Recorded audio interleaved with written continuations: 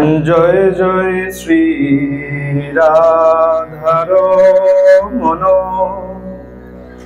জয় জয় noble কিশোর, জয় গোপী চিত্তচোর প্রভু,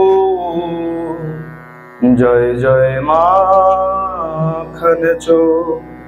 बोलिए भक्त वत्सल भगवान की, भागवत भगवान की, राधा माधव की, निताई गौर भगवान की। प्रेम से बोलो राधे। जय श्री राधे। ईश्वर ईश्वर परमेश्वर सच्चिदानंद घन विग्रह, अनादिर आदि सर्वकारणेर कारण, अनंत कोटि ब्रह्मांडेर अधिनायक, नंदनंदन ब्रजेंद्र नंदन भगवान श्री कृष्णेर असीम अनुकंपाय असीम कृपाय आमरा सकले हरिकथा गुरुकथा भागवत कथा तथा भागवतीय कथा शुनबार मानुषे उपनीत हयेछि। आर आजके प्रथम पर्वे भागवत कथा आमरा आस्वादन करेছি। भागवत कथा साधु संगे केन शुनते हय? बाड़ीते बसे शुनलेও तो হয়, बाड़ीतेও যদি आयोजन करी দুজন চারজন পাঁচজন অথবা একা একা কোনো মহারাজকে ডেকে বা সাধুগুরু বৈষ্ণবকে ডেকে ভাগবত শুনলেও হয়।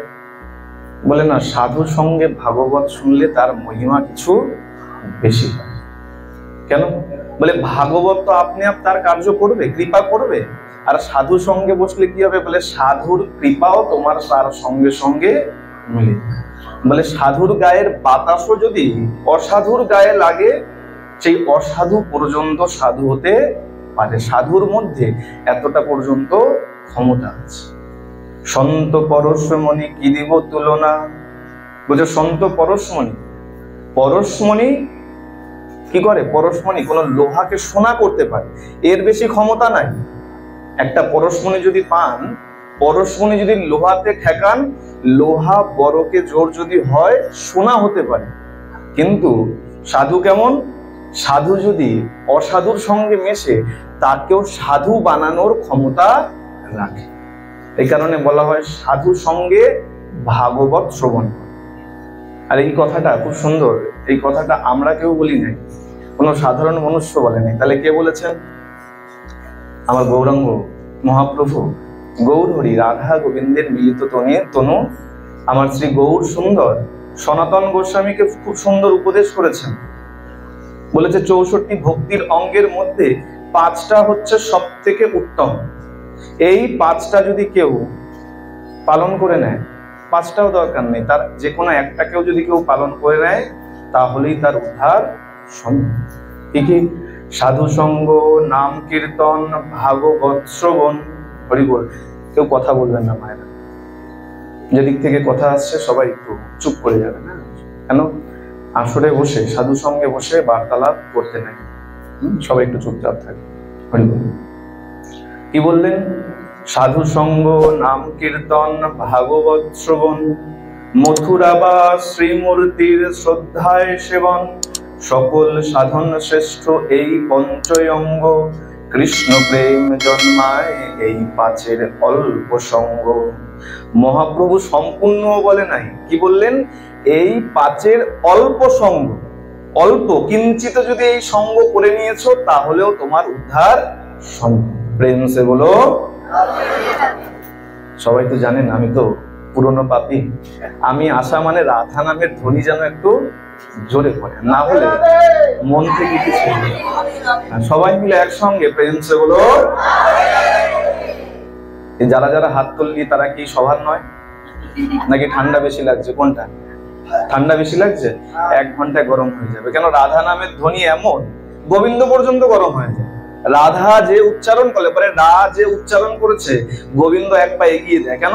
তার পিছনে ধাবিত হতে হবে, না জানি আমার রাধাকে নিয়ে চলে যায়। তাই সবাই মিলে দোনো হাত তুলে প্রেম সে বলো। যখন যখন ধ্বনি পড়বে সবাই অবশ্যই দোনো হাত তুলে ধ্বনি দেবেন। এটা হলো সনাতন ধর্মের একটা লক্ষ্য। ধনী সবসময় হাত উঁচু করে দেওয়া। আসুন, সেই সাধুর সঙ্গে ভাগবত শুনতে বসেছি আর বৈষ্ণবের কৃপা পেতে বসেছি। বৈষ্ণবের কৃপা যদি না হতো আজকে মা গঙ্গাকেও আমরা পেতাম। কিছুদিন আগে মকর সংক্রান্তি গেছে তো, মা গঙ্গাকে আমরা পেয়েছি, সেটাও বৈষ্ণবের কৃপা। বলে কিরকম? বলে ভগীরথের কৃপা। আচ্ছা না, ভগীরথের থেকে বড় বৈষ্ণবের কৃপা ছিল, আরো বড় বৈষ্ণব কৃপা করেছিল, তারপরে মা গঙ্গাকে আমরা পেয়েছি। কোন বৈষ্ণব? বৈষ্ণবানাং যথা শম্ভু। ভোলানাথ যদি কৃপা না করতো এই মা গঙ্গাকে কিন্তু আমরা পেতাম। ভগীরথ অনেক তপস্যা করেছিল, মা গঙ্গা এসছেন, এসে দাঁড়িয়েছেন, বলে ভগীরথ বলো কি বর চাই? বলে মা তোমাকে আসতে হবে ধরণীতে। আমার পূর্বপুরুষেরা অতৃপ্ত আত্মা তাদের সেই পাতালের মধ্যে কোন কোনায় যে ঘোরাফেরা করছে, তাদের শান্তি নাই, তাদের উদ্ধার করতে হবে। তোমার স্পর্শ না পেলে উদ্ধার সম্ভব নয়, তা তোমাকে আসতে হবে। বলে আমি তো আসতে তো পারি, আমি আসতে পারি, কিন্তু আমার যে বেগ, সেই বেগ ধারণ করবে এই ধরণী মা, আমার এই বেগ ধারণ করতে পারে। তাহলে বলে একজনই আছে। কে আছে? আমার দেবাদিদেব মহাদেব, পরম বৈষ্ণব। বলে ক্ষমতা যদি প্রকৃত কারোর মধ্যে আছে, সেটা একমাত্র বৈষ্ণবের মধ্যে আছে। এই কারণে বলা হয় যেমন বৈষ্ণব হোক না কেন, তুমি যদি তার কোনো দোষও দেখে নিয়েছো, সেই দোষের কোনো গুণগান করবে না, মনে মন চুপ করে থাকবে, তার সাথে ভালো লাগে না কথা বলবে না, চাহে প্রণাম করবে না, দূর থেকে তুমি চলে যাবে, কিন্তু তার নিন্দা তুমি কখনো করবে না। কেন? বলে কার ভেতরে কি গুণ আছে তার বিচার করার দায়িত্ব তোমাকে ভগবান দেয়।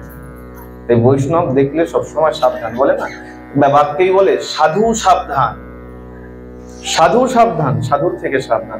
এই ভোলানাথের কৃপাতে ভোলানাথ জটায় ধারণ করলেন গঙ্গাকে, আর গঙ্গা এই জটা থেকে আমাদের এই ধরণীতে প্রবাহিত হতে আরম্ভ করে। ক্ষমতা বৈষ্ণবের মধ্যে। আর বলে অহংকার করবে না। মা গঙ্গার মধ্যে অহংকার হয়ে গিয়েছিল। মা গঙ্গা যখন ভোলানাথের জটায় নেমেছে, এই জটাতে যখন নেমেছে, মায়ের মধ্যে অহংকার হয়ে গেছে। বলে ভোলানাথ দেখবো তোমার কত ক্ষমতা, আমাকে কেমন ভাবে তুমি ধারণ করো, আজকে তোমাকে ভাসিয়ে নিয়ে পাতালে চলে যাবে। কে ভাবছে? মা গঙ্গা চিন্তা করছে কাকে ভাসিয়ে নিয়ে যাবে? ভোলানাথকে ভাসিয়ে নিয়ে যাবে। আর মহাদেব তো অন্তর্যামী, তিনি মনে মনে বলছেন বেশ গঙ্গা, তোমার যদি ক্ষমতা থাকে তুমি আমাকে ভাসিয়ে নিয়ে চলো, আমি তোমার সঙ্গে ভেসে যাব। ভোলানাথ এই ভগীরথের আহ্বানে এসে বসে গেছেন জটাজাল বিস্তার করে। আর মা গঙ্গা যখনই জটার মধ্যে নেমেছে, জটার মধ্যে নামার পরে ওই জটার মধ্যে কেবল ঘুরেই চলেছে, ঘুরেই চলেছে, পথ আর পাচ্ছে। যা অহংকার ছিল ওই জটার মধ্যেই সব ছুট ছুটবে। এ কারণে বলা হয় অহংকার কখনো করবে না। তোমার মধ্যে অনেক অহংকার আছে, খুব ভালো কথা, কিন্তু যাকে সামনে রেখে অহংকার দেখাচ্ছ, তার ভেতরে যে ভগবান তোমার থেকেও বেশি অহংকার, বেশি ক্ষমতা দেয়নি, এটা কিন্তু তুমি বিচার করতে পারবে। মা গঙ্গার অহংকার সেখানেই শুরু হয়। সেই গঙ্গা মকর সংক্রান্তি গেছে, গঙ্গার প্রসঙ্গ আর আসছি না, কারণ গঙ্গার প্রসঙ্গে গেলে আজকে এখন কুম্ভ চলছে তো, হ্যাঁ, একটু কুম্ভের প্রসঙ্গ আমরা আস্বাদন করব। এই গঙ্গার তীরে কোন কোন নদী? গঙ্গা, যমুনা আর সরস্বতীর তীরে এই প্রয়াগে এখন কুম্ভ চলছে, তাই না? আর গঙ্গার সাগরে স্নান আমরা সবাই করেছি। শাস্ত্র বলেছে তিথি নক্ষত্র পর্বাদিনাপেক্ষং জাহ্নবী জলে স্নান মাত্রেন গঙ্গায়াং সঞ্চিতাহং বিনশ্বতি। তিথি নক্ষত্র পর্বের কোনো বিচার গঙ্গা স্নানের জন্য নাই। ভালো করে বিচার করুন, আপনার ঘরে আপনার মা আছে, মায়ের সঙ্গে দেখা করবেন। মায়ের সঙ্গে দেখা করতে গেলে পঞ্জিকা খুলে নিয়ে বসেন নাকি?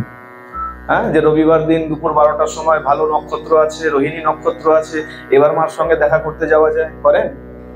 তো গঙ্গাকে তো আমরা মা বলি, আর মাই যদি হবে তা সন্তানের সঙ্গে দেখা করবার জন্য আবার দিনক্ষণ শুভ মুহূর্তের কি প্রয়োজন? রাত 12টা হোক। আর এ দেবানন্দ পণ্ডিত মহাপ্রভুর পরম পার্ষদ, তিনি রাত্রবেলায় যেতেন। কেন? এই গঙ্গাতে স্নানের কিছু বিধি নিষেধ আছে।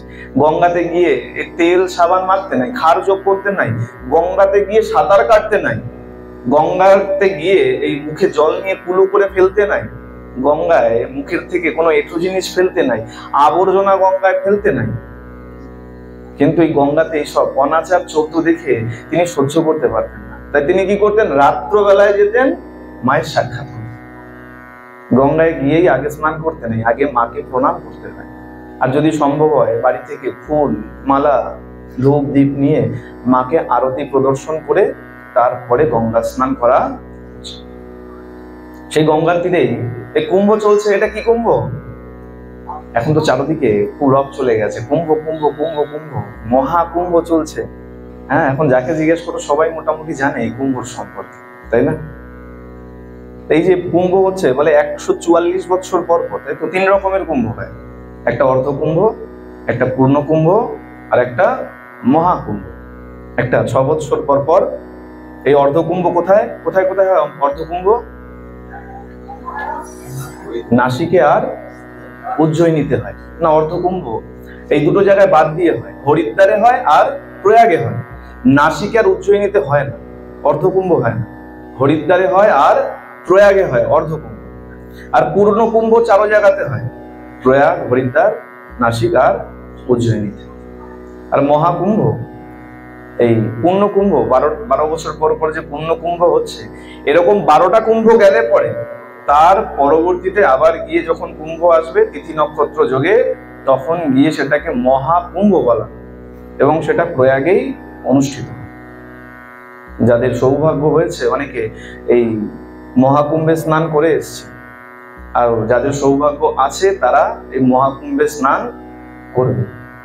আমরা যারা যাইনি তারা কি করছি বলে মিডিয়ার মাধ্যমে এই মহাকুম্ভের স্নান দর্শন করছে। কিন্তু জানবেন এই মহাকুম্ভকে নিয়ে কেউ বাজে বিচার রাখবেন। অনেকে বলে, এই ট্রেনে যাতায়াতে অনেক লোকের সঙ্গে সাক্ষাৎ হয়, একজন বলছে এই পাপ করো আর গিয়ে গিয়ে কুম্ভে স্নান করো, তাহলে কি এই পাপ ধুয়ে যায়? এগুলো সব ব্যবসা চলছে। আমি তখন বিচার দিলাম, বেশ ব্যবসা চলছে, কিছু মানুষকে কিছু সময়ের জন্য বোকা বানানো যায়। আমি আপনাদেরকে কিছু সময়ের জন্য এর মধ্য থেকে কিছু মানুষকে বোকা বানাতে পারি, সব সময়ের জন্য সব মানুষকে বোকা বানানো যায়। আর এখানে বলা হচ্ছে 144 বছর পর এই মহাকুম্ভের আয়োজন হয়েছে। মানে কি 144 বছর আগেও এই কুম্ভের আয়োজন হয়েছিল, তখনও এত ভিড় হতো। কত লোকের আর সমাগম? কোটি কোটি লোকের সমাগম। কিছু লোককে নয় বোকা বানিয়ে নিয়ে যাওয়া, এত লোককে বোকা বানিয়ে কি করে নিয়ে যাবে? আর তার থেকে মজার কথা, এইখানে এই যে নাগা সাধুরা এসছেন, তাদেরকে কে নিমন্ত্রণ দিয়েছে? তারা কি করে জানলো যে এই বছর এইখানে এই প্রয়াগেই মহাকুম্ভের আয়োজন হতে চলেছে? আমাদের কাছে নয় মোবাইল আছে, পঞ্জিকা আছে। হ্যাঁ, আমরা বসে বসে ঘেটে ঘেটে আছে, দেখলাম যে না এই বছর এই রাশিতে এই বৃহস্পতি কুম্ভ রাশিতে আর সূর্য মকর রাশিতে আছে। সূর্য আর বৃহস্পতি এই অবস্থান না হলে এই কুম্ভের স্নান হয় না। প্রথম হচ্ছে বৃহস্পতিকে লক্ষ্য করে এই কুম্ভের স্নানের আয়োজন করা হয়। জ্যোতিষীয় বিচার অনুযায়ী এই কুম্ভ কেন, আসল লীলা শুনলে বুঝতে পারবো। এই কুম্ভের কক্ষপথ, বৃহস্পতির কক্ষপথ মানে সূর্যকে যে প্রদক্ষিণ করে, তার সময় লাগে 11.86 বৎসর, যাকে সাধারণ হিসাবে 12 বৎসর গণনা করা। দশমিকের পরে 5-এর উপরে চলে গেলে আমরা কি করি? পরবর্তী সংখ্যা নিয়ে। তাই 11.86 মানে তাকে আপনি আমরা 12 বৎসরে ধরে নিয়েছি। তাই 12 বৎসর পর পর এই কুম্ভের আয়োজন করা। আর 12 বৎসর গেল মানেই এই প্রয়াগেই কুম্ভ হবে বা নাসিকেই কুম্ভ হবে এমন নয়। এই তিথি নক্ষত্রের অবস্থান বিচার করে তারপরে এই কুম্ভের আয়োজন। এই কুম্ভের খুব সুন্দর দুটো প্রসঙ্গ আছে। প্রথম প্রসঙ্গ আসে এই কদ্রু আর বিনতাকে নিয়ে। কশ্যপের 2 পত্নী, আবার এরা দুজনে 2 বোন ছিল, নিজ বোন ছিল। কদ্রু আর বিনতা এই যখন কশ্যপের পত্নী হয়েছেন, কদ্রু একদিন মহর্ষি কশ্যপকে তার কাছে বর চেয়েছেন, বলেছেন হে পতিদেব আমাকে সন্তান প্রদান করুন। কেমন? বলে আমার 1000 বলবান এবং বিষধর পুত্র চাই, যারা অত্যন্ত বলবান হবে এবং যাদের বিষ থাকে। বলেছেন বেশ তথাস্তু তাই হবে। কি করেছেন? 1000 ডিম প্রদান করেছেন। অণ্ড ডিম প্রদান করেছেন 1000। বিনতা চিন্তা করছে, বেশ কদ্রু যখন সন্তান পেল, আমি কি অপরাধ করলাম? আমি কেন পাবো না? স্বামীর কাছে, পতির কাছে যখন মিনতি করেছেন, বলেছেন দেখুন আমার অত সন্তানের দরকার নাই, 1000 সন্তানের দরকার নাই, অল্প হোক, কিন্তু তারা যেন এই কদ্রুর সন্তানের থেকে আরো বলবান। বেশ তথাস্তু তাই হবে। কি করেছে? 2টো ডিম প্রদান করেছে। নির্দিষ্ট সময় যখন গেছে, এই কদ্রুর 1000 ডিম ফেটে তার থেকে 1000 সাপের জন্ম হয়েছে, বিষধর সাপের জন্ম হয়েছে। তাই সর্প মাতা বলা হয় কদ্রুকে। কদ্রুর এই সর্পের জন্ম দিল। যখন সময় চলে যাচ্ছে, বিনতা দেখছে কদ্রুর সন্তান হয়ে গেছে, কিন্তু আমার যে 2টো ডিম, সেই ডিম 2টো এখনো ফাটে। কি করেছে? একটা ডিমকে নিজে থেকেই ফাটিয়ে দিয়েছে। আর ফাটিয়ে যখন দিয়েছে, অর্ধ বিকশিত এক পক্ষীর জন্ম হয়েছে। সম্পূর্ণ বিকাশ হয় নাই। সময়ের আগে যেহেতু ডিম ফাটিয়ে দিয়েছে, সম্পূর্ণ বিকাশ পায় নাই, এই অর্ধ বিকশিত সেই প্রাণী বেরিয়ে এসে মায়ের উপরে একটু ক্রোধ দেখিয়ে বলছে, মাগো তুমি এটা আমার সঙ্গে সঠিক করে না, অন্যায় করলে, কিন্তু শোনো আমার সঙ্গে যা করেছো করেছো, আরেকটি যে ডিম আছে তার সঙ্গে এরকম অন্যায় করে। সে তখন উড়ে চলে গেছে। পরবর্তীতে সে গিয়ে সূর্যের সারথি হয়েছে, তার নাম রাখা হয়েছে অরুণ। আরেকটা ডিম এখনো ফাটে নাই, তেমনই রয়ে গেছে। এর মধ্যে এই দিন যেতে যেতে একদিন কদ্রুর সঙ্গে বিনতার একটা শর্ত লেগে গেছে। হঠাৎ করে একদিন দেখছে একটা ধবধবে সাদা ঘোড়া দাঁড়িয়ে আছে। কদ্রু মজার ছলে দুষ্টুমি বুদ্ধি নিয়ে শর্ত লাগিয়ে দিয়েছে। বিনতাকে বলছে, দেখ দেখ এই যে ঘোড়াটা দাঁড়িয়ে আছে, এই ঘোড়াটা সম্পূর্ণ সাদা নয়। তুই কিরকম দেখছিস? বলে আমি তো একদম পুরো সাদা দেখছি। বলে না, এটা সম্পূর্ণ সাদা নয়, এর যে লেজটা আছে, লেজটা কালো। কিন্তু বিনতা দেখছে না, সম্পূর্ণ সাদা ঘোড়া দাঁড়িয়ে আছে। এখন এই যে মজার ছলে, খেলার ছলে যখন বলেছে, সেইটা এখন শর্তে চলে এসেছে। শর্ত রেখে দিয়েছে, তুই যদি জিতিস, এই শর্ত, তুই যদি জিতে যাস তাহলে আমি তোর দাসী হয়ে যাব।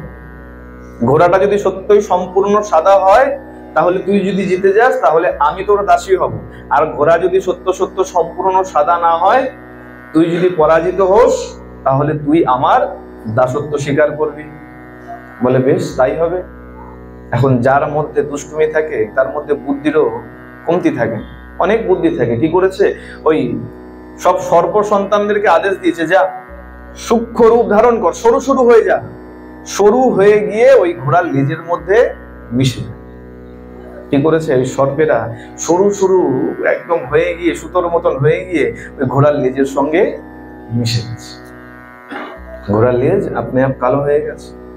যখন বিচার করা হয়েছে, দেখছে সত্য সত্যই তো ঘোড়ার লেজ কালো দেখতে। শর্তে হেরে গিয়ে ওই বিনতা কদ্রু আর কদ্রুর 1000 পুত্রের দাসত্ব স্বীকার করে নিয়েছে। দেখতে দেখতে ওই কদ্রুর, বিনতার যে একটি ডিম ফাটেনি, এখন দেখতে দেখতে যখন অল্প কিছুদিন গেছে, ওই ডিমটা ফেটে এক অদ্ভুত প্রাণীর জন্ম হয়েছে। মুখ দেখতে পাখির মতন, আর বাকি নিম্নাংশ মনুষ্যের মতন। এই যে অর্ধ পক্ষী আর অর্ধ মনুষ্যের জন্ম হলো, এর নাম দেওয়া হলো গরুর। এই গরুর দেখছে মা দাসত্ব স্বীকার করেছে কার? এই কদ্রু আর কদ্রুর 1000 পুত্রের। এখন দাসত্ব চিন্তা করুন, আপনি যদি দেখেন আপনার পিতা আপনার মাতা কারো দাসত্ব করছে, আপনার কেমন লাগে?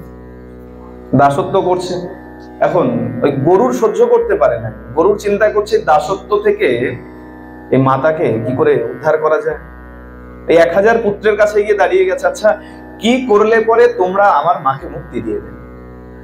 1000 পুত্র বলছে, বেশ যা, যদি আমাদের জন্য অমৃত কুম্ভ এনে দিতে পারিস, অমৃত কুম্ভ এনে দিলেই আমরা তোর মাকে মুক্ত করব। সন্তান যদি উপযুক্ত সন্তান হয়, পিতা মাতার সমস্যা সে দেখতে পারে। কি করেছে? আচ্ছা বেশ, আমি যে কোনো শর্তে আমি অমৃত কুম্ভ এনে দেবো এবং আমার মাকে মুক্ত করব। চলে গেছে দেবলোকে, চলে গেছে। দেবলোকে গিয়ে যখন অমৃত কুম্ভের অন্বেষণ করছে, অমৃত কুম্ভ পেয়ে গেছে। দেবতারা অনেকভাবে বাধা দেওয়ার চেষ্টা করেছে, দিতে পারে নাই। অমৃত কুম্ভ নিয়েছে। অমৃত কুম্ভ নিয়ে যখন আসতে আরম্ভ করেছে, ভগবান বিষ্ণু গরুরের সামনে গিয়ে দাঁড়িয়ে পড়েছে। বলে, গরুর, একটা কথা বলো আমাকে, এই অমৃত কুম্ভ সবাই নেওয়ার চেষ্টা করে কেন? অমৃত পান করবার জন্য। আমাকে যদি অমৃত কুম্ভ দিয়ে দেয়, আমি কি করবো? বলে, সঙ্গে সঙ্গে খেয়ে নাও, যদি অন্য কেউ নিয়ে নেয়। আচ্ছা, আমি দেখলাম তুমি অমৃত কুম্ভ নিলে, আর এখনো পর্যন্ত ওই অমৃত কুম্ভ থেকে তুমি এক ফোঁটাও পান করো না, তাহলে কারণ কি না ভাই? কেন নিলে তাহলে অমৃত কুম্ভ? যখন কারণ জিজ্ঞাসা করেছে, এই গরুর তার মায়ের সম্পূর্ণ কথা ভগবান বিষ্ণুকে শুনিয়েছে। আর মায়ের কথা শুনে ভগবান বিষ্ণু প্রীত হয়ে গেছে। প্রীত হয়ে গরুরকে বলছে, গরুর শোনো, আমি অমৃত কুম্ভ তোমাকে একটা শর্তে দিতে পারি। কি শর্তে? আজীবন তুমি আমার যদি বাহন হয়ে যাও, তাহলেই আমি তোমাকে অমৃত কুম্ভ দিতে পারি। গরুর চিন্তা করেছে, মাকে আমার উদ্ধার করতেই হবে, তাতে আমার জীবনে যা হয় হয়ে যায়। ভগবান বিষ্ণুর কথা মেনে নিয়েছেন, বাহন হয়ে গেছেন, আর অমৃত কুম্ভ নিয়ে দান করেছেন। ভগবান বিষ্ণু কৃপা করলেন, তাই না? এই যে শাস্ত্র বাক্য গোবিন্দ কি বলেছে যে আমারই যে ভজন করতে হবে, আমাকে ভজন না করলে তুমি আমাকে পাবে না, আর বাড়িতে পিতা মাতা আছে তার উপরে অন্যায় অত্যাচার করবে, এটা ঠিক নয়। ঘরের পিতামাতার উপর অত্যাচার করে, অন্যায় করে তুমি এসো ভজন করতে, তাহলে এ জীবন কোনো যত জীবনই পাও না কেন, গোবিন্দকে তুমি কোনোদিন পেতে পারবে। উল্টো গোবিন্দ বলেছে, আমার পূজার দরকার নাই।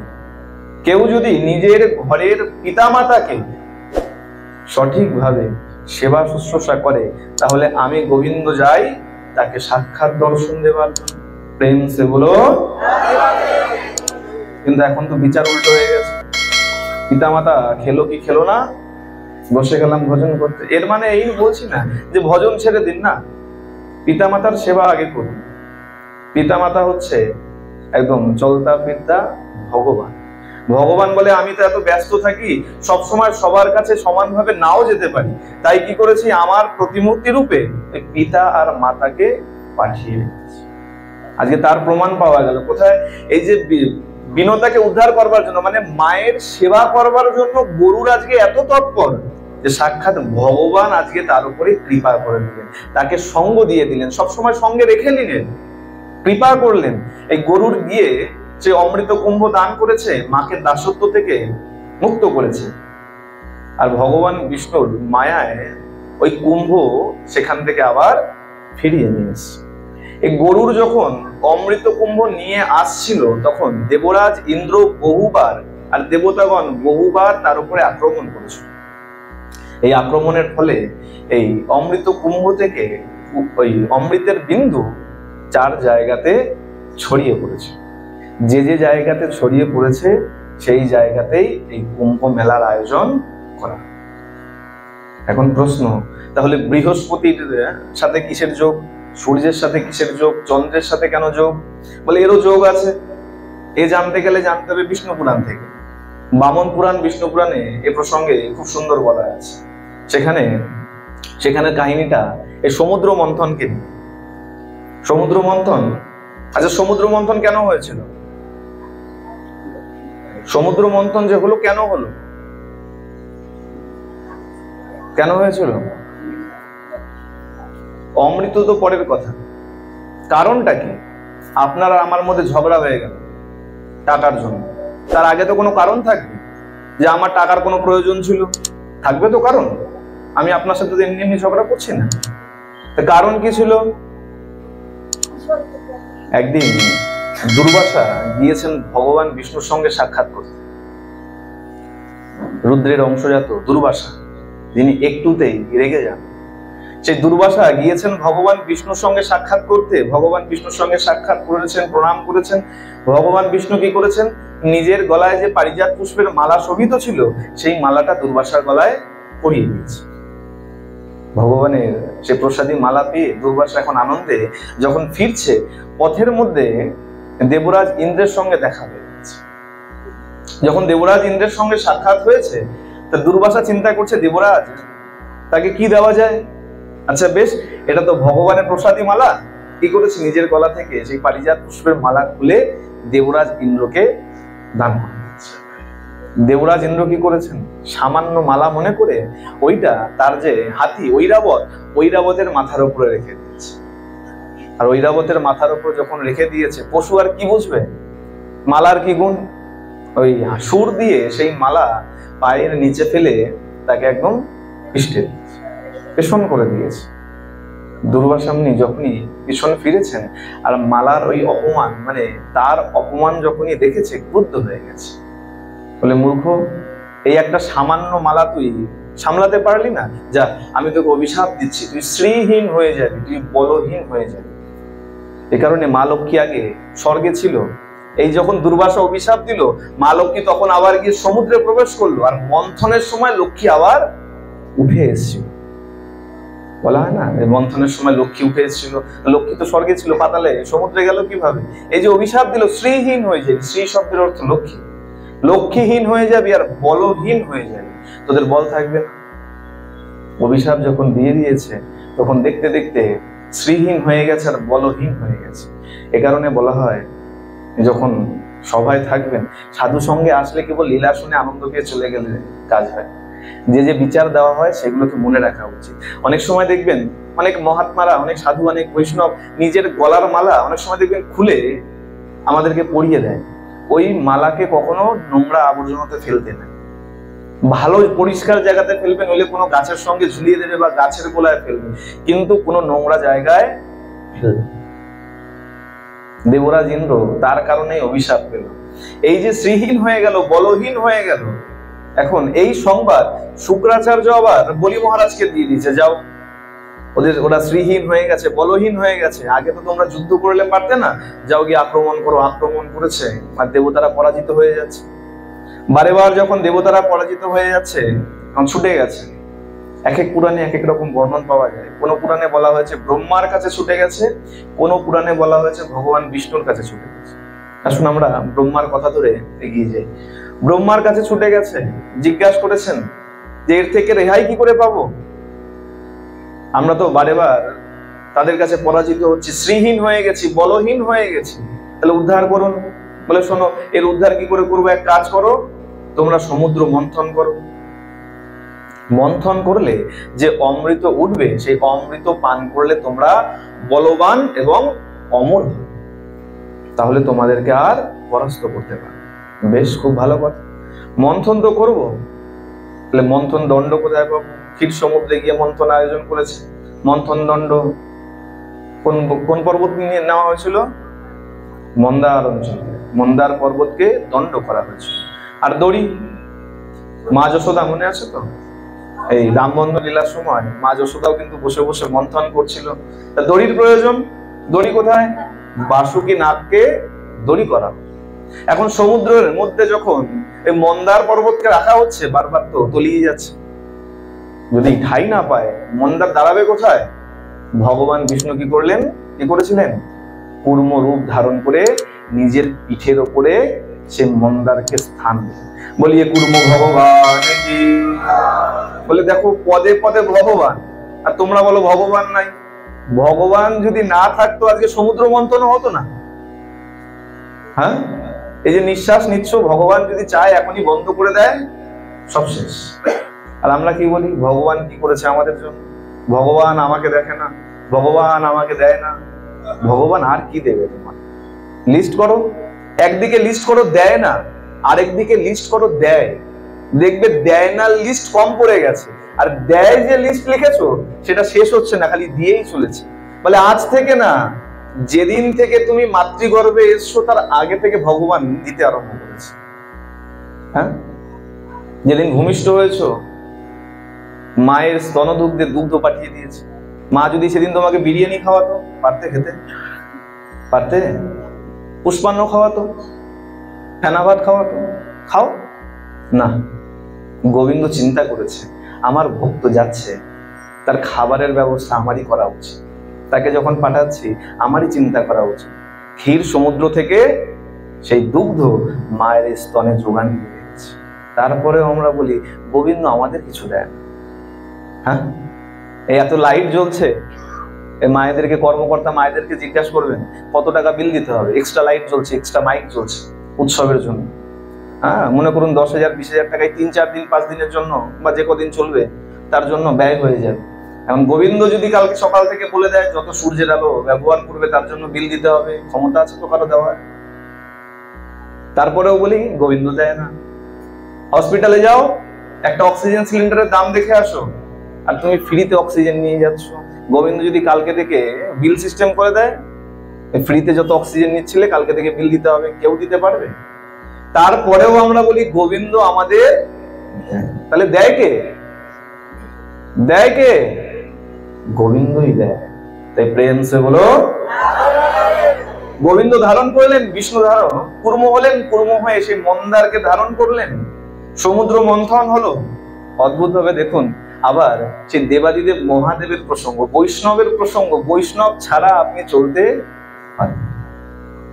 গড়ল উঠলো, তাই তো, হলাহল বিষ উঠলো। বিষের এত জ্বালা কেউ সহ্য করতে পারছে না। এই জগৎ যেন একদম পুড়ে যায়, এত তাপ, এত তেজ তার।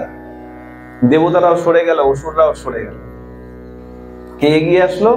আমার দেবাদিদেব মহাদেব এগিয়ে আসলো। পাত্রে ধরে সেই গরল হলাহল বিষ তিনি গ্রহণ করলেন, কণ্ঠে ধারণ করলেন, তাই কণ্ঠ নীল হয়ে গেল।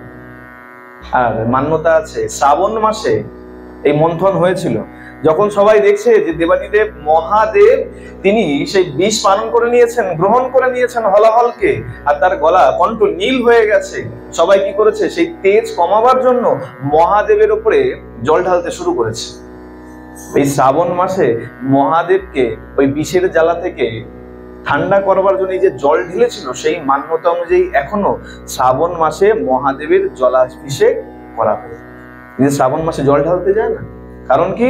এই শ্রাবণ মাসেই বলা হয় মন্থন হয়েছিল, আর সেই বীজ ধারণের জন্য তার সেই যে জ্বালা, সেই জ্বালা কমাবার জন্য তার মাথায় এই জলাভিষেক, মহাদেবকে জলাভিষেক করা।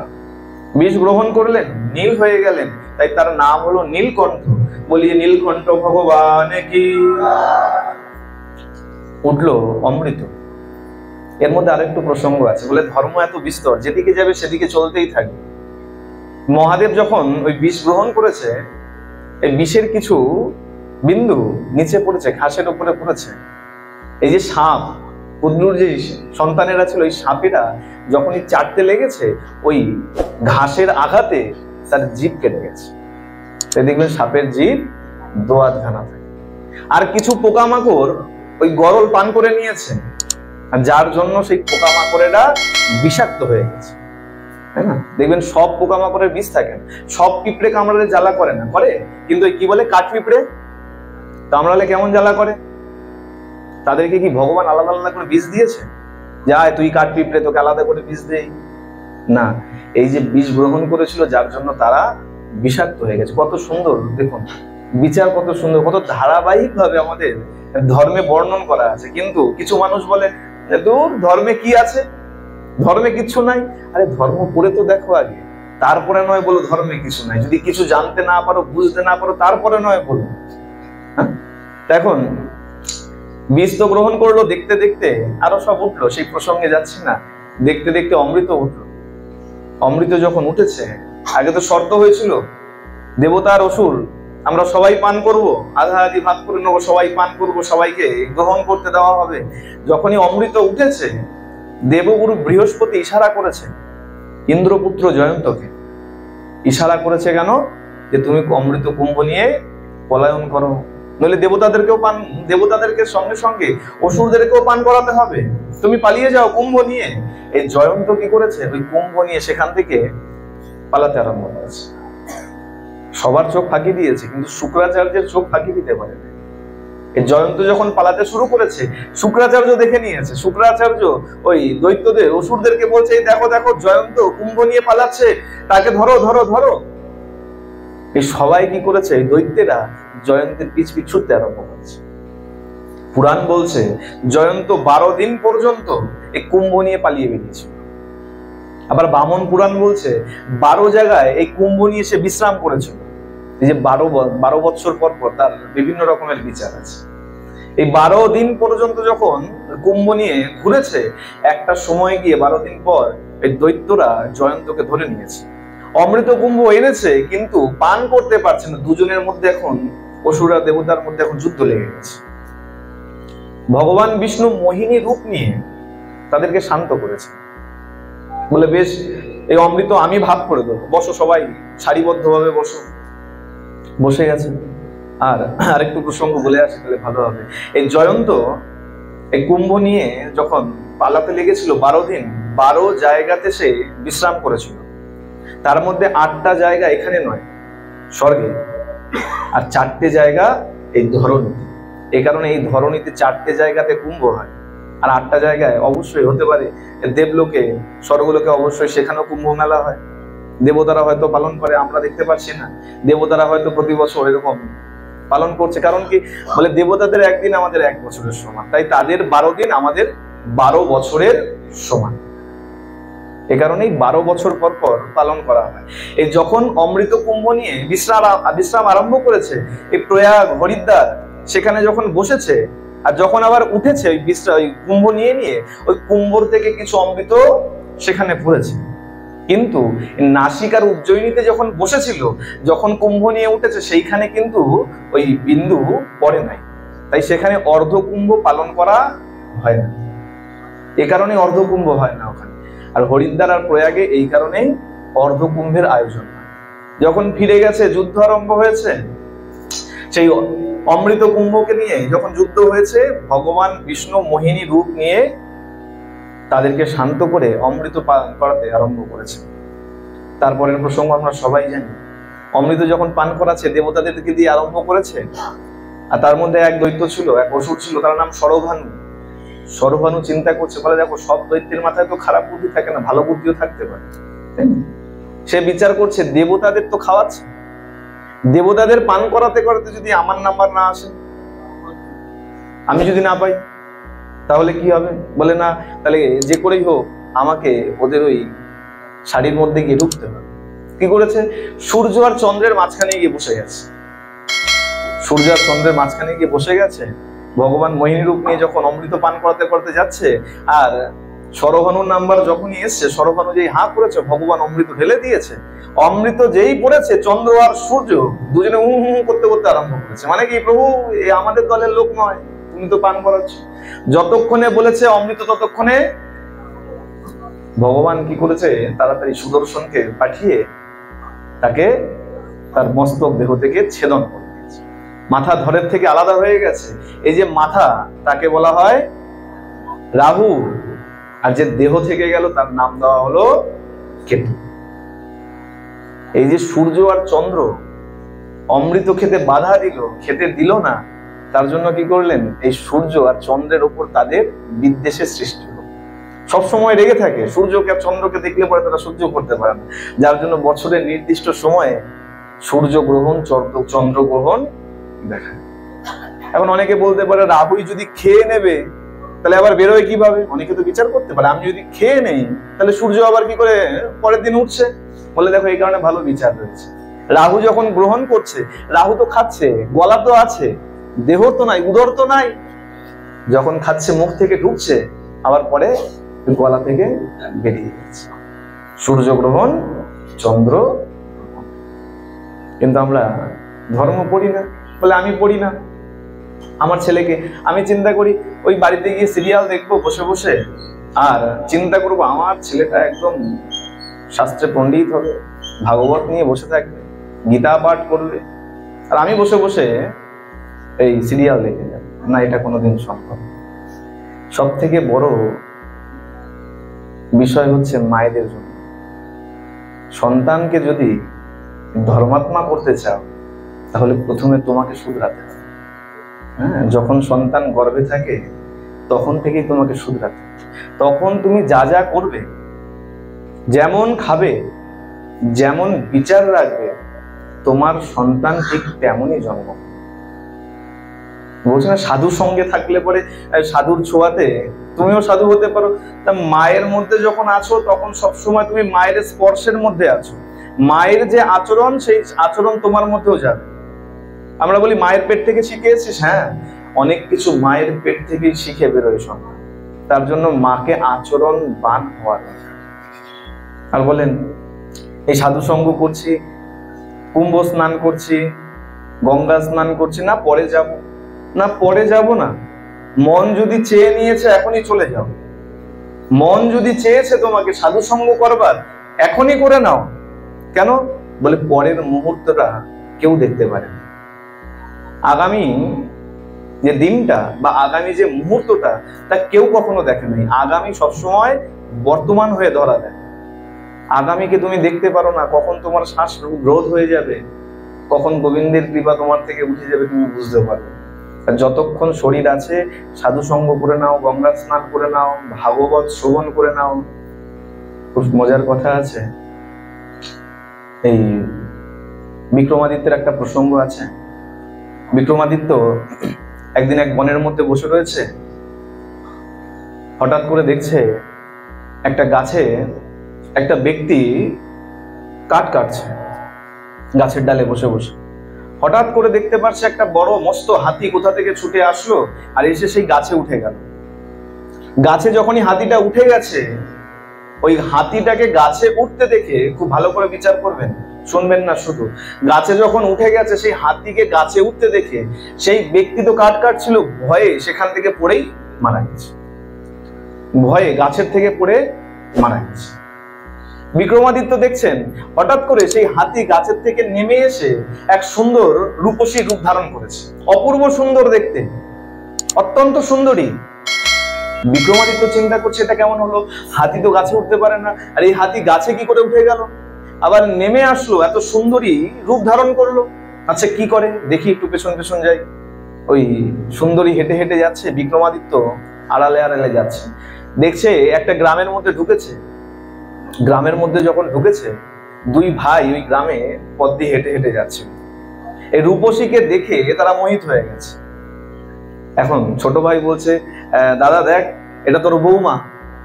ভালো লেগে গেছে, এত পছন্দ হয়ে গেছে। এখন তো মেয়ে পাওয়া যাচ্ছে না, তাই না?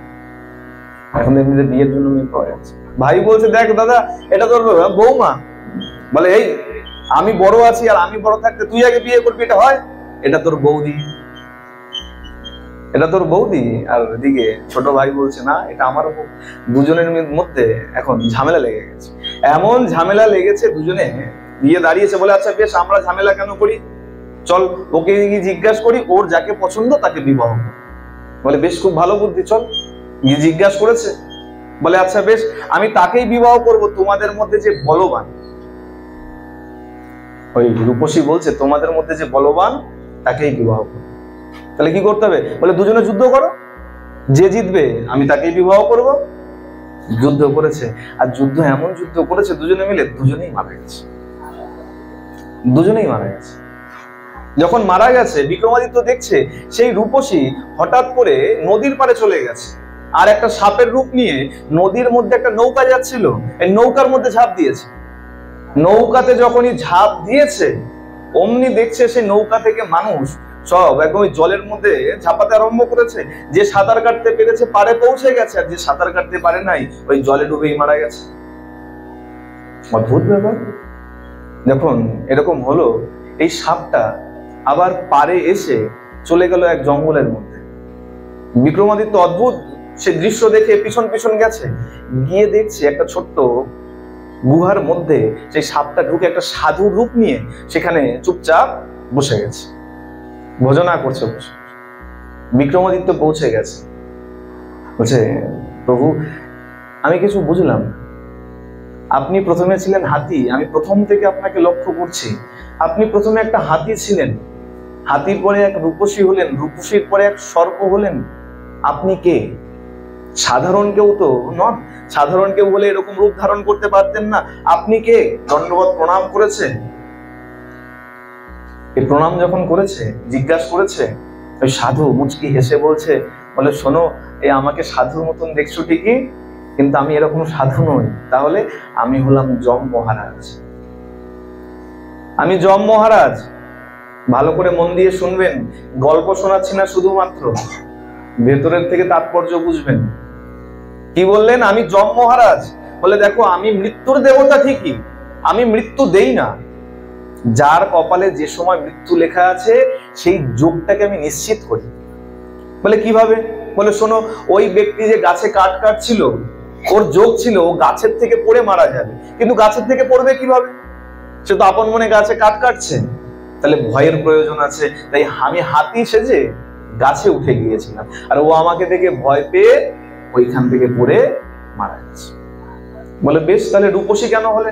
বলে দেখো, ওই যে দুই ভাই, ওই দুই ভাইয়ের মৃত্যু লেখা ছিল দুজনের মধ্যে যুদ্ধ করে, লড়াই করে। লড়াই করবে কি করে? বিবাদের প্রয়োজন। বিবাদ কি করে হবে? আমি রূপসী সেজে সেখানে গিয়ে দাঁড়িয়েছি। কেন? বলে বিয়ের ঝামেলা বড় ঝামেলা। সুন্দরী মেয়ে দেখলে কে আগে নেবে, এই এখন চিন্তায় পড়ে যায়। দুই ভাইতে এখন যুদ্ধ আরম্ভ করেছে, এমন যুদ্ধ করেছে দুজনেই। আমি তো মৃত্যু দিতে পারি না, কিন্তু ওই যে যোগটা আছে তাকে নিশ্চিত করবার জন্য গেছি। আচ্ছা বেশ, তাহলে নৌকায়? বলে দেখো, কিছু মানুষের মৃত্যু ছিল ওই সময় জলে ডুবে মারা যায়। জলে ডুববে কি করে? নৌকা যদি না উল্টায়। কিন্তু নদীতে তো ঢেউ নাই, তাহলে কি করেছি? আমি সর্প সেজে সেখানে যখনই গেছি। বলে দেখো, ভালো করে বিচার করো, সবাই মরেনি। যাদের যোগ ছিল, যারা সাঁতার জানতো না, তারাই মারা গেছে, বাকি সবাই পারে। এর থেকে কি বোঝা যায়? মৃত্যুকে সঙ্গে নিয়ে যম মহারাজ আসবে। কখন আসবে সেটা আপনিও জানেন না, আমিও জানি। তাহলে যমকে ঠেকাবো কি করে? মৃত্যুকে শুভ মৃত্যু করব কি করে? বলে সবসময় মনের মধ্যে গুরু গোবিন্দের নাম রটতে থাকো, যত পারো নাম রটতে থাকো। উচ্চস্বরে না হোক, উচ্চস্বরে না হোক, মনে মন গোবিন্দের নাম, রাধারানীর নাম, নিতাইয়ের নাম, গৌরের নাম ধরতে থাকো। তাহলে কি হবে? যম আসবে ঠিকই, সবার একটা দিন অন্ত হবেই। যে মনুষ্য দেহ নিয়ে এসছে, সাক্ষাৎ গোবিন্দ পর্যন্ত কিন্তু বলে নাই যে নিয়মকে মানবো না, আমি ভগবান, আমি দেহ নিয়ে থেকে যাবো না। গোবিন্দ পর্যন্ত দেহ নিয়ে যখন এসছেন নিয়ম পালন করেছে না। মনুষ্য দেহ নিয়ে যখন এসছি আমাকে যেতে, আমরাও যখন এসছি আমাদেরকে যেতে হবেই, কিন্তু যাব কোথায়? বলে না, আবার নরকে যেতে ইচ্ছা নাই। ইচ্ছা যদি না থাকে তাহলে সাধু সঙ্গ করো, গোবিন্দের নাম ভজন করো, নাম জপ করো, মালা জপ করো। তাতে কি হবে? যম আসবে ঠিকই, কিন্তু যম এসে তোমাকে যখন নিয়ে যাবে ওই জায়গাটা আলাদা। যদি ভগবানের ভক্ত হও তাহলে সোজা বৈকুণ্ঠে পাঠিয়ে দেবে, আর যদি যমের ভক্ত হও তাহলে তোমাকে নরকে নিয়ে যাবে। এখন বিচার করো, তুমি নরকে যেতে চাও না বৈকুণ্ঠে? সাধু সঙ্গে আসি, শুনি, সব ভালো, কিন্তু যখনই বেরিয়ে যাই সিনেমা দেখার মতো। আমরা অনেকে বিচার করে নিয়ে ওই গেলাম, 1 ঘন্টা শুনলাম, খুব ভালো লাগলো, বিচার যা পেলাম না। বলে হলে যখন ঢুকি তখন কিরকম? বলে বই দেখতে ঢুকলাম, শান্ত মন, বই শুরু হলো, মারামারি হচ্ছে, খুব তেজ আসলো মনের মধ্যে, মনে হচ্ছে নায়কের বদলে আমি কি খলনায়ককে মারি। আস্তে আস্তে খলনায়ক মরে গেল, নায়কের সঙ্গে নায়িকার মিলন হলো, মন আবার শান্ত হয়ে গেল, বাড়ি চলে আসলাম। এই সিনেমা দেখার মতন সাধু সঙ্গ করলে পরে কাজ। আগেও অনেকবার বলেছি যে প্রণামের কিছু বিধি নিষেধ আছে, তারপরেও দেখি এখন এই ভগবানের সামনে দাঁড়িয়ে থাকলে পরে অনেক এসে পায়ে হাত দিয়ে। আর ভগবানের সামনে দাঁড়িয়ে কখনো কাউকে প্রণাম করতে নেই, যেই হোক না কেন। ভগবানের মূর্তির সামনে দাঁড়িয়ে কাউকে কদাপি প্রণাম করতে নেই। সবসময় ভগবানের মন্দিরের ভেতরে দাঁড়িয়ে, একদম বিগ্রহ সামনে আছে সেখানে দাঁড়িয়ে কখনো কাউকে প্রণাম করবে না। আগেও অনেকবার বলে গেছি, এখানে যখন এসেছিলাম আর এখানে দেখেছিলাম বাইরে লেখাও ছিল, এখন জানি না খুলে দেওয়া হয়েছে কিনা। এখানে বাইরে খুব সুন্দর লেখা ছিল যে কিভাবে কাকে প্রণাম করতে হয়। এক হাতে প্রণাম করবেন না, শাস্ত্রে বলা আছে না, এইক হস্ত প্রণামস্য এইক বাপি প্রদক্ষিণম অকালে দর্শনম বিষ্ণুর হন্তি পূর্ণাং পুরাকৃতম। এক হাতে প্রণাম করলে, একবার প্রদক্ষিণ করলে, আর অকালে বিষ্ণুর দর্শন করলে পূর্বকৃত যত যত পুণ্য আছে সব নষ্ট হয়ে যায়। এ কারণে কখনো এভাবে প্রণাম করবেন না। আর ভগবানকে যখনই প্রণাম করবেন সবসময় বামে রেখে প্রণাম করবেন। আমার গৌরহরিকে, নিতাই চাঁদকে, বাকি কৃষ্ণ তত্ত্ব যে আছেন, কৃষ্ণ তত্ত্বের যত বিগ্রহ আছে সবাইকে বামে রেখে প্রণাম করবেন। এগুলো একটু মানার চেষ্টা করুন। আমরা কি করি? শুনি, আচ্ছা ঠিক আছে হবে, গোবিন্দ তোমারটা তুমি না। এরকম করলে ধর্ম পালন হয় না। ধর্ম এত সহজ বিষয় নয় যে মদের আসরে গেলাম আর গ্লাসে ঢেলে দিল, খেয়ে চলে আসলাম, হয়ে গেল না। এইভাবে ধর্ম পালন হয় না। ধর্মকে যতক্ষণ আপনি ভালো না বাসবেন, ধর্ম আপনাকে ভালোবাসবে। আমরা শুনি কিন্তু কি করি, চলে যাই, তারপরে যা আছে ওই বিষয়ের মধ্যে আবার ঢুকে গেলাম। বলে বাজে আহার করো না, তারপরেও আহার করি কেন? বলে ভালোবাসা নেই। ধর্মের প্রতি ভালোবাসা যতক্ষণ না আসবে ততক্ষণ তোমার মধ্যে কোনো পরিবর্তন আসবে। ভাগবত শোনো, ভাগবতে বারবার করে বলা হয় যে শুদ্ধ হয়ে এসে ভাগবত শ্রবণ করো। এ তো আমরা একবার শুনছি না, এমন না যে ভাগবত আজকে নতুন শুনতে বসেছি। হ্যাঁ, আজকে এখানে এই উৎসবের আরম্ভ হয়েছে, আমি কাউকে হাত তুলতে বলবো না, যার যার মনে বিচার করুন তো কজন শুদ্ধ আহার করে এখানে এসে বসেছেন। আমার কথা শুনতে একটু খারাপ লাগে, আমি সব জায়গাতেই বলি, আমার কথা একটু কানে লাগার মতো। হাত তুলতে হবে না, কারণ হাত তুলতে অনেকের মান অপমানের ব্যাপার আছে। সবাই মনে মনে বিচার করুন যে কতজন আছেন এর মধ্যে শুদ্ধ আহার করে এসে বসেছেন। শুধুমাত্র স্নান করলে আর শুদ্ধ পোশাক পরলে আপনি পবিত্র নন। আর ভাগবত আজকে তো প্রথম দিন, একটুখানি জ্ঞান দিয়ে যাই। হ্যাঁ, কারণ আপনি তো সবাই তো জানেন আমার কথা একটু করলার মতো। বলে ডাক্তারের কথা করলার মতনই হয়। ডাক্তার যদি চিন্তা করে যে না, এ তো সুগারের রুগী, একে যদি আমি মিষ্টি খেতে না করি আর আসবে না, আমার তো আর সেই চিন্তা নাই যে না বাবা, একে যদি লিখে দেই রসগোল্লা খেও না, তাহলে আগামী দিন আর ডাকবে না। না ডাকলো নাই। গোবিন্দ যদি ডাকে তাহলে আবার আসবো, আর যদি গোবিন্দ না ডাকে, ডাকার মালিক কে? ডাকার মালিক আমার গোবিন্দ। গোবিন্দ ডাকলেই আপনি আসতে পারেন। এখানেও যে সবাই এসে বসেছেন, আপনারা আপনাদের ইচ্ছায় এসে বসেননি। দুর্লভৈব কথা লোকে শ্রীমদ ভাগবত ভবান কোটি জন্ম সমুত্থেন পুণ্যেনৈব তু লভ্যতে। এই ভাগবতের মহিমার একদম শুরুতেই বলা হয়েছে দুর্লভ এই ভাগবত কথা। হ্যাঁ, কোটি জীবনের যদি পুণ্য থাকে তৎপশ্চাৎ গিয়ে তুমি শুনতে পারবে, তাছাড়া তুমি শুনতে। বিচার করুন তো, এইখানে এই এলাকাতে খালি এই কজন মানুষ আছে, এই কজন ভক্ত আছে নাকি এই কজনই মাত্র জানে যে এখানে উৎসবের আয়োজন হয়েছে, বাৎসরিক উৎসব হচ্ছে? তারপরেও এই কজন কেন? বলে ভগবানের কৃপা যার উপরে হয়েছে সে এখানে এসে বসতে পেরেছে, সে শ্রবণ করতে পারছে, সে দেখতে পারছে। চোখ থাকলেই, চোখ খোলা থাকলেই যে আপনি দেখতে পাবেন এটা নয়। যদি তাই হতো, গিয়ে হসপিটালে দেখেন আইসিইউতে কত মানুষ কোমায় চলে গেছে, তাকিয়ে আছে, দেখতে পাচ্ছে। কান খোলা আছে, শুনতে পাচ্ছে না। মুখ আছে, বলতে পারছে না। আপনাকে যখন সেই সামর্থ্য গোবিন্দ দিয়েই রেখেছে, তা কেন দেখছেন না, কেন শুনছেন না, আর কেনই বা বলছেন? প্রেম সে বলো। ভালো করে শুনবেন, শুদ্ধ আহার না করে এসে যতই ভাগবত শ্রবণ করুন না কেন, হ্যাঁ এটা সত্য কথা, শাস্ত্র বলেছে হরিনাম ভাগবত কথা যেই শুনুক না কেন তার উদ্ধার হবে। তবে কিভাবে? এই শুদ্ধ আচার যদি না হয়, 1 বছরে যে কাজটা হতো সেটা হয়তো 10 বছর লেগে যাবে। এ জীবনে যেটা হওয়ার কথা ছিল সেটা হয়তো আগামী 10 জীবন বসে বসে আপনাকে পেতে হবে। আপনি যখন জেনেই গেছেন, তাহলে ভাগবত যখন শুনতে আসছেন তখন এইসব বাজে আহার কেন করে আসছে? এই বাজে আহার করলে কি হয়? এই দেহটা, এই বাড়িতে দেখবেন আগেকার দিনে মানুষেরা অনেক শখে রিভলভার রাখতো, বড় বড় বন্দুক রাখতো। হ্যাঁ, এখনো দেখবেন অনেকের বাড়িতে লাইসেন্স করা আছে, বড় বড় বন্দুক ঝুলানো আছে। আচ্ছা, সেই বন্দুকগুলো নামাবেন, সেই বন্দুকগুলো দিয়ে গুলি বেরোয় না কেন? অনেকদিন হয়ে গেছে তো, জং পড়ে গেছে, পরিষ্কার করা হয় নাই।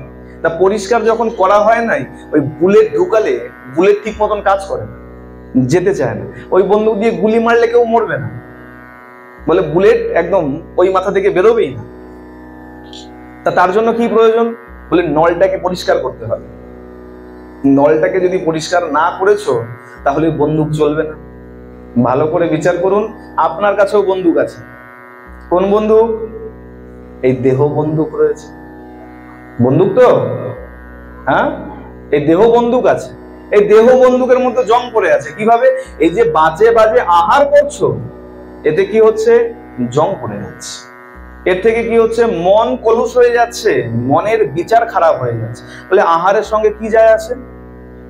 যেরকম ইচ্ছা খেলাম, আমি তো মনে কারোর খারাপ চিন্তা করছি না। বলে না, আহার যদি বাজে করেছো, আজ না হোক কাল তোমার মনের বিচার খারাপ হবেই হবে।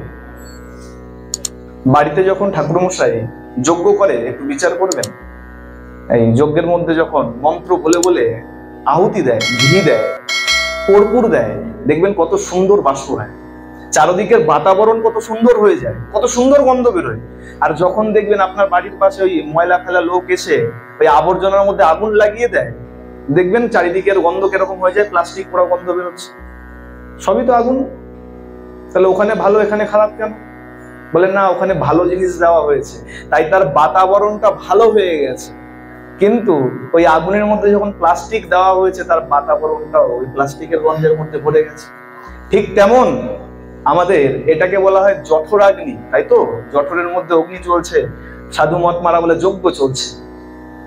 এর মধ্যে যখন তুমি কর্পূর মানে ভালো জিনিস ফেলবে, তখন তার বাষ্পটা ভালো হবে, বাষ্প উঠে কোথায় যাবে? এই মনের দিয়ে স্পর্শ করবে, তাহলে মন আপনি তোমার ভালো থাকে। আর যখন বাজে আহার করবে, মানে ওই প্লাস্টিক ফেলবে আগুনে, তার বাষ্পটা খারাপ হবে, সেই বাষ্পে তোমার মন কলুষ হবেই হবে, হোক আজ বা হোক কাল। এই কারণে বাজে আহার করে আসলে পরে কি হবে? দেহ বন্দুকটাও জং পড়ে যাবে। বলে খুব ভালো কথা, বন্দুক পেলাম, জং নয় ছাড়ালাম। বুলেট বললে বুলেট কোথায়? বলে দেখো সবার কাছে বুলেট আছে। কি বুলেট? বলে রাধা নামের বুলেট, কৃষ্ণ নামের বুলেট, নিতাই নামের বুলেট, গৌর নামের বুলেট, একটা করে ভরো আর চালিয়ে দাও। বলে মারবো কাকে? না, এখানে এই বধ করা নয়, তাহলে গোবিন্দের চরণে অর্পণ করে দাও প্রেম সে। বলো আজ থেকে যারা জানতেন না, ঠিক আছে, বলে না জানলে পাপ একটু কম, তাই তো? গোবিন্দ থরি না বসে আছে যে আপনার সঙ্গে লড়াই করবার জন্য। আপনি যদি কান মুলে বলে দেন প্রভু ভুল হয়ে গেছে, বুঝতে পারিনি, কালকে থেকে আমি আর এইসব গ্রহণ করব। গোবিন্দ বসে নেই যে আপনার সঙ্গে তলোয়ার বের করে আয় তোর সাথে মারামারি করব, আজকে কেন খেয়ে এসছিস না, ক্ষমা চেয়ে আগামী দিন থেকে শুদ্ধ আহার করে এই আসরে এসে বসে। তাহলে কি হবে? যে কাজ 10 জন্মেও হতো না, সেই কাজ এক জীবনেই পারবে। ভাগবত শুনতে হয় শুদ্ধ ভাবে। হ্যাঁ, শুদ্ধ মানে কেবল এই দেহ, আর দেহে স্নান করলাম, দেহ শুদ্ধ হয়ে গেল, আর ভালো পোশাক পরে চলে আসলাম মানে শুদ্ধ হয়ে গেল না। আহার শুদ্ধ করা উচিত, আর মন পবিত্র করা উচিত। মন যত পবিত্র থাকবে ভাগবত তত বেশি কার্যকর।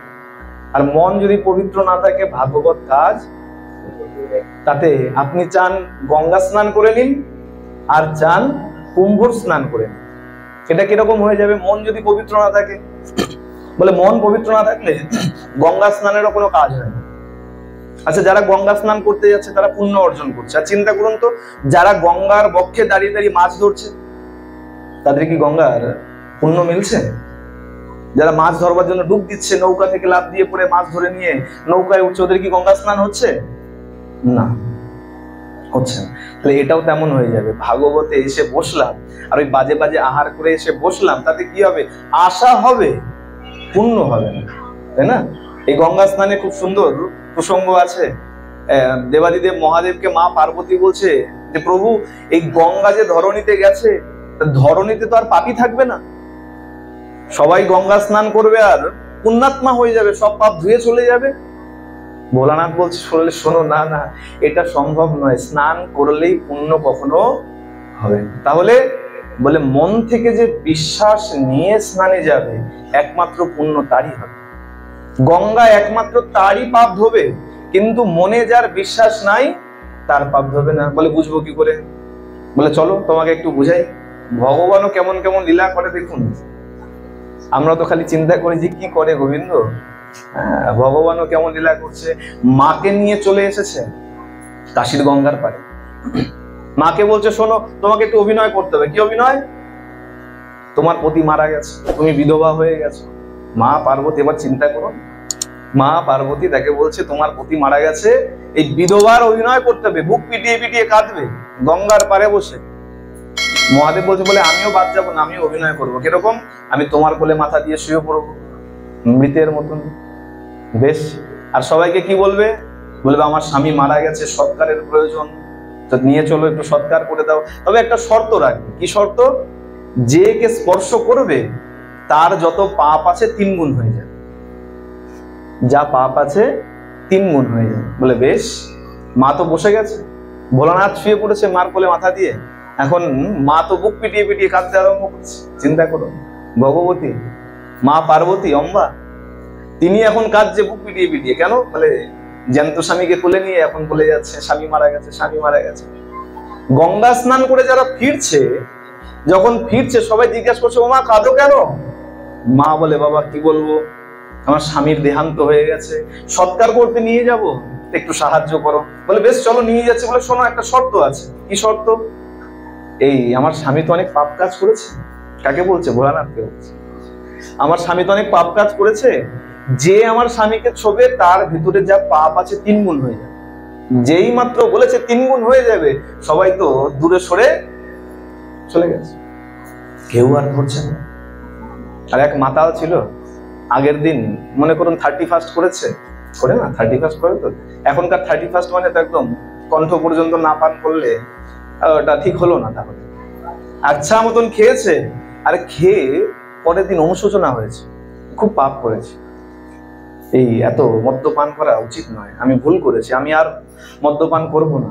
মনে মনে অনুশোচনা যখন আসে তখনই প্রকৃত পাপের মুক্তি হয়। অনুশোচনা সত্যিকারের যদি আসে, এখন চিন্তা করেছে যাক এক কাজ করি, সবাই তো বলে গঙ্গা স্নান করলে পুণ্য হয়, তা যাই গঙ্গায় গিয়ে স্নান করি, আমি আর কোনোদিন এসব মদ্যপান করব না। অনুশোচনা হয়েছে, গেছে গঙ্গা স্নান করতে, গঙ্গা স্নান করেছে, গঙ্গা স্নান করে উঠে আসছে, আর যখন আসছে ওই দৃশ্য দেখেছে, মা বুক পিটিয়ে পিটিয়ে কাঁদছে। মাকে এসে ওই মাতাল বলছে মা গো কাঁদো কেন? একই কথা, স্বামীর দেহান্ত হয়েছে, তা সৎকার করতে নিয়ে যেতে চাই, একটু চলো। বলে চলো চলো, নিয়ে যাচ্ছি। মা বলছে সাবধান, আগে শোনো শর্ত আছে। কি শর্ত? বলে আমার স্বামী অনেক পাপ কাজ করেছে, এই স্বামীকে যে স্পর্শ করবে তার যত যত পাপ আছে সেই পাপ 3 গুণ হয়ে যাবে। যেই বলেছে ওই মাতাল হাসতে আরম্ভ করেছে। মা তুমি হাসালে? বলে কেন?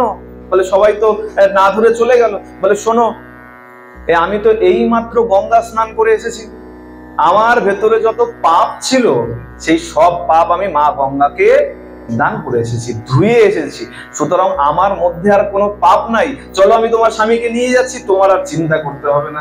যেই মাত্র বলেছে ওই ভোলানাথকে তুলবে বলে চিন্তা করেছে, অমনি সেখান থেকে মা পার্বতী আর ভোলানাথ অপ্রকট হয়ে গেছে, সেখান থেকে চলে গেছে।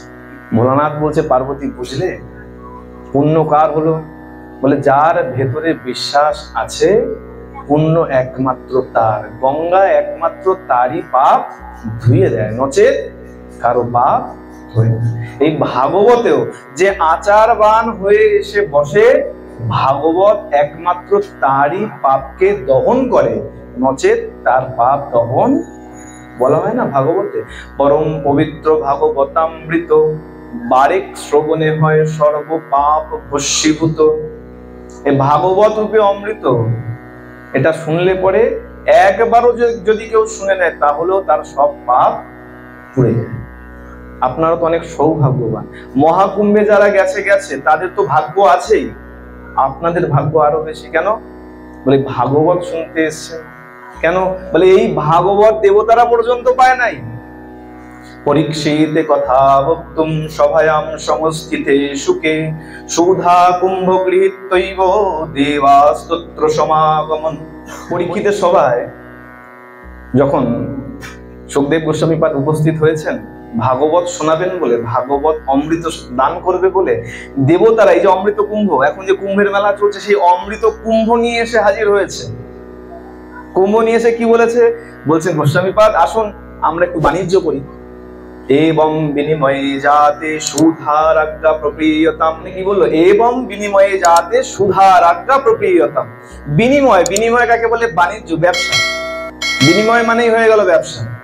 তা ব্যবসা করতে এসছে, বাণিজ্য করতে। কি ব্যবসা? বলে আমাদেরকে এই আপনার কথামৃত ভাগবত রূপ অমৃত দান করুন, আর আপনি আমার থেকে এই অমৃত নিয়ে এই পরীক্ষিত মহারাজকে দান করুন। তাতে কি হবে? পরীক্ষিত মহারাজ অমর হয়ে যাবে, আর আমরা ভাগবত রূপী অমরত্ব দান করবো, সেই অমর কথা শুনবো। সুখদেব গোস্বামীপাদ কিন্তু সেই অমৃত কথা তাদেরকে দেন নাই। যদি দিয়ে দিতেন, চিন্তা করুন আজকে আমরা আর এই ভাগবত রূপী অমৃত পান করতে পারতাম। বিচার করেছেন দেবতাদের মধ্যে ভক্তি নাই, আর ভক্তি যার মধ্যে নাই ভাগবত তার জন্য নয়। এই কারণে বলা হয় ভক্তি যুক্ত চিত্তে ভাগবত শ্রবণ করো। কেন বলে? গোবিন্দকে একমাত্র ভক্তি দিয়ে কেনা যায়, ভক্তি ছাড়া গোবিন্দকে কেনা যায়। সেই ভক্তি নিয়েই ভাগবত শ্রবণ করুন। আর আমাদেরও অনেক সৌভাগ্য যে ভাগবতের আয়োজন হয়েছে। দেবতারাও যেটা পায়নি সেই ভাগবত রূপে অমৃত পান করবার জন্য, এটাও চিন্তা করে নিন, একটা কুম্ভ চলছে। এটা কোন কুম্ভ? ভাগবত রূপে অমৃত কুম্ভের এখানে মেলা লেগে গেছে। সেই কুম্ভেও এসে আপনারা সবাই যোগ দিন এবং শুদ্ধ আহার করে সাত্বিকভাবে শুদ্ধ আচার বিচার নিয়ে এই ভাগবত শ্রবণ করুন। আসুন, আর বিস্তারিত করছি না, এখানে এই ভাগবতীয় কথার বিশ্রাম দিচ্ছি। শ্রী